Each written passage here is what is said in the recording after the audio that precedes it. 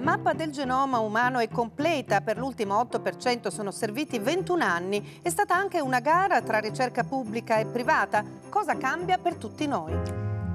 12 ragazzi autistici sulla Francigena da Papa Francesco, un sentiero blu per affrontare un disturbo non solo infantile. Pochi i centri per l'autismo dedicati agli adulti.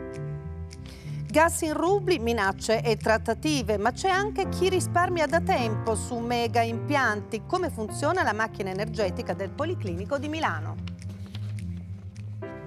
Buongiorno dal TG Leonardo, il telegiornale della scienza e dell'ambiente. 21 anni per chiudere la partita genoma, una conquista paragonata a quella dell'uomo sulla Luna. La pubblicazione del genoma umano era già stata annunciata il 15 febbraio 2001, ma ovviamente non era tutto. Anche prima però di storia ce n'è stata tanta. Daniele Cerrato.